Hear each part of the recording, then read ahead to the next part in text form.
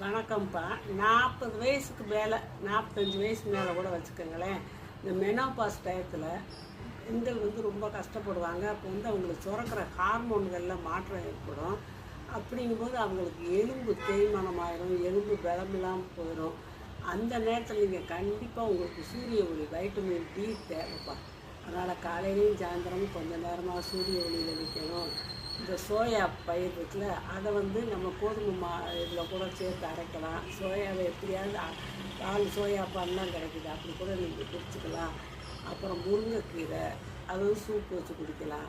பொரியல் பண்ணியும் சாப்பிட்லாம். மற்ற கீரைகளும் சேர்த்துக்கறணும். அப்புறம் கருப்பு உளுந்து உணவு, கேழ்வரகு உணவெல்லாம் நீங்கள் நல்லா சேர்த்துக்கலாம். அப்படி சேர்க்கும் போது உங்களுக்கு முட்டி எலும்பு கொஞ்சம் பலப்படும். முட்டி எலும்பில் எல்லா எலும்புமே பலப்படும். அந்த முட்டு வலியை நீங்கள் தவிர்க்கலாம்ப்பா. நடைப்பயிற்சியும் நீங்கள் செய்யணும்.